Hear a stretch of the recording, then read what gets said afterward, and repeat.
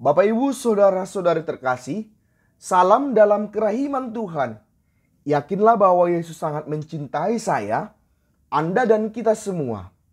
Dalam video kita kali ini, saya hendak membagikan kepada kita satu informasi yang kiranya dapat meneguhkan iman kita, khususnya dalam kaitan dengan devosi terhadap Bunda Maria dan lebih lagi devosi Rosario Bunda Maria.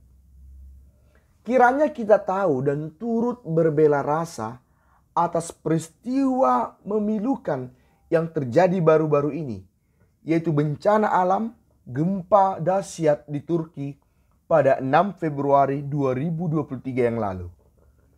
Di tengah kisah yang memilukan itu, kita justru menemukan ada kisah iman yang luar biasa terkait kekuatan doa Rosario. Di mana dengan kekuatan doa Rosario, seorang pria yang terjebak selama 52 jam di bawah reruntuhan bangunan gempa Turki akhirnya terselamatkan. Ini adalah kisah tentang seorang pria bernama Basil Hapkok. Ia seorang umat Katolik. Ia juga seorang ayah dengan 2 orang anak. Dikatakan bahwa hanya beberapa jam setelah Basil Hapkok tiba dalam rangka berkunjung ke Turki pada 6 Februari itu, gempa dahsyat berkekuatan 7,8 skala Richter melanda negara itu, juga Suriah di sekitarnya. Dan segera saja Hapkok menemukan dirinya sudah terperangkap di bawah reruntuhan puing-puing bangunan yang runtuh. Dan ia terjebak di reruntuhan itu selama 52 jam, 2 hari lebih akibat gempa dahsyat di Turki.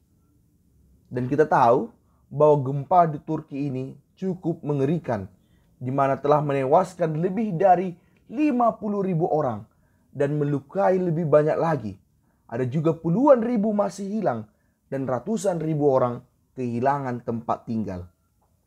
Ajaibnya, Hapkok bisa terselamatkan. Dan dia baru-baru ini membagikan kisahnya kepada salah satu media. Ia membagikan bagaimana detail ia bertahan dalam cobaan berat yang dialaminya dalam peristiwa sulit itu. Dan ia mengakui bahwa situasi saat itu tidak terlepas dari peran perawan Maria. Hapkok sedang keluar bersama teman baiknya bernama Elias Haldad saat gempa Turki itu terjadi. Dan kedua orang itu menemukan bahwa mereka terjerembab di tanah setelah puing-puing jatuh menimpa mereka.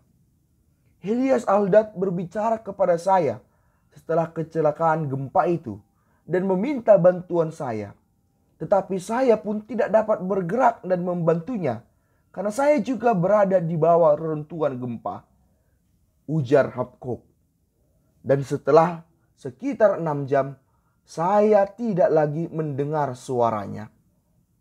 Sedihnya, Haldad tidak selamat. Dan kini Hapkok harus berjuang sendiri, bertahan hidup di bawah reruntuhan gempa itu, tanpa tahu kapan tim penyelamat akan tiba dan menemukannya. Saya tinggal di bawah puing-puing itu selama 52 jam. Terjebak di sebuah balok dengan panjang sekitar 2 meter dan lebar 40 cm, kenang Hapkok. Saya terkena udara dingin tanpa tahu dari mana asal udara dingin itu. Namun saya saat itu juga tidak merasa lapar atau haus, meskipun saya masih memiliki makanan. Hapkok mengatakan bahwa momen tersulit yang dialaminya saat berada di bawah reruntuhan ialah ketika ia tahu tim penyelamat datang dan ia mencoba untuk berkomunikasi dengan tim itu agar tim itu segera menemukan dirinya dan menyelamatkannya. Itu terjadi pada sore hari di hari kedua sesudah gempa. Saya menemukan pipa plastik sepanjang sekitar 1 meter dan menggunakannya untuk memukul puing-puing di sekitar saya. Mencoba untuk memberi isyarat kepada tim penyelamat agar mengetahui di mana saya berada, katanya.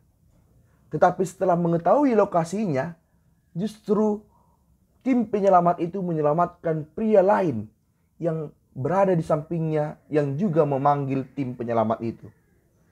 Hampir saja harapannya terputus. Dan setelah 5 jam kerja bantuan yang berlanjut hingga pukul 2 pagi keesokan harinya, penyelamatan pria di samping Habakuk selesai dan petugas penyelamat pergi. Karena itu Habakuk merasa takut bahwa tim penyelamat itu akan meninggalkannya.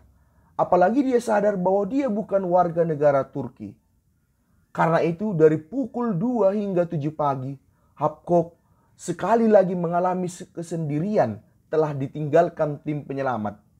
Namun dia tetap berpegang teguh pada usahanya dan mulai memikirkan cara alternatif untuk melarikan diri. Habakuk menggambarkan saat-saat pertamanya berada di bawah reruntuhan.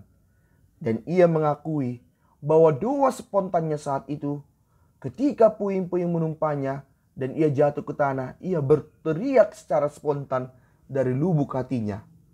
Ialah doanya, "Oh Maria."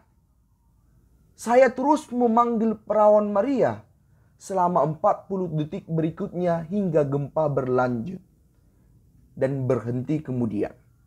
Kemudian saya berdoa rosario di bawah reruntuhan itu.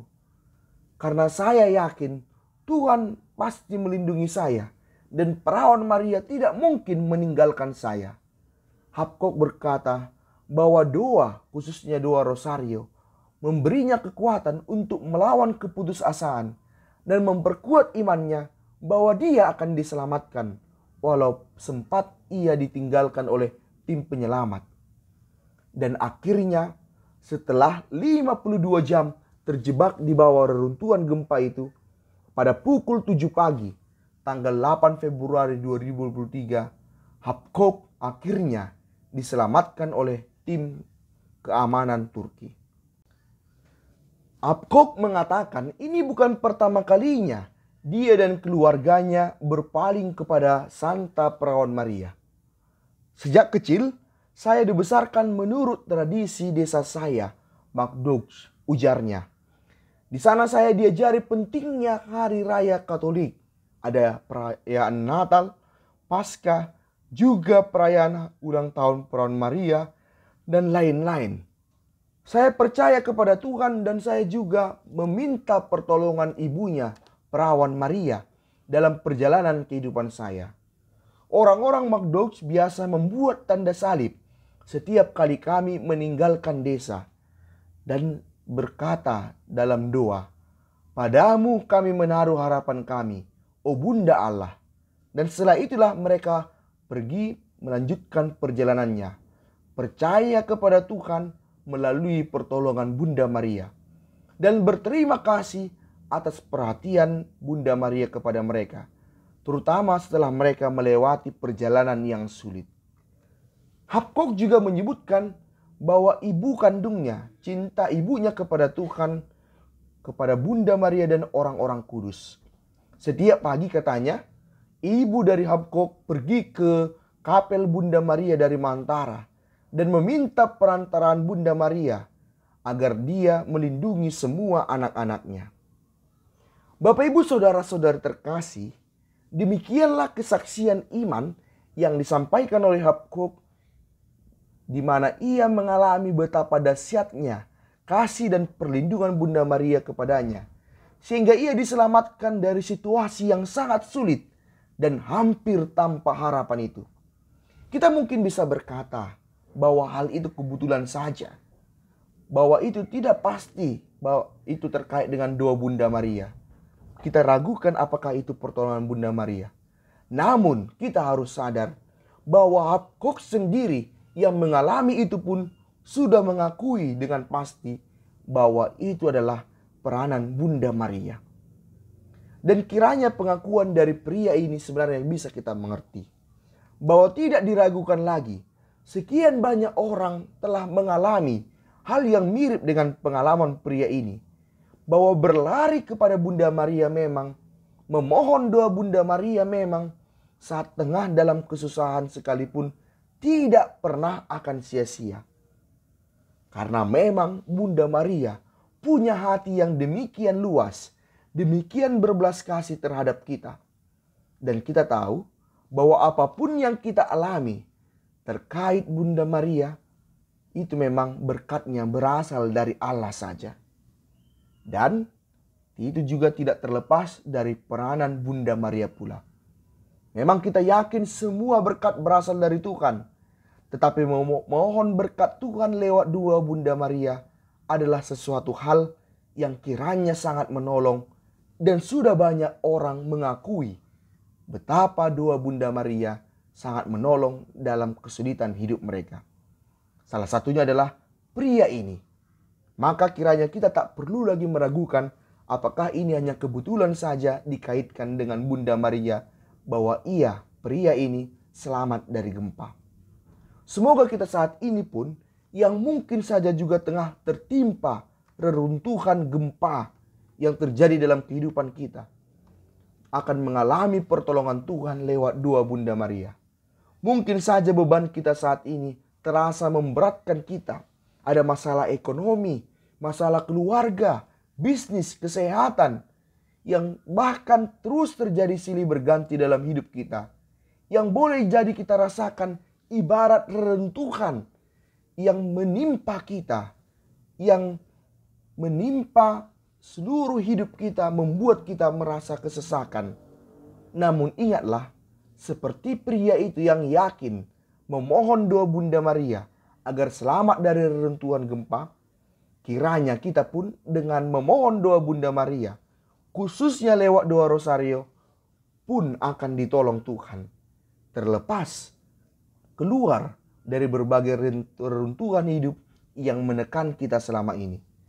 Kita punya ibu, dan marilah kita lari kepada ibu kita, yaitu Ibu Maria, yang akan selalu mendengar jeritan kita walau dipanjatkan dari balik reruntuhan yang paling hebat sekalipun, khususnya dengan doa Rosario.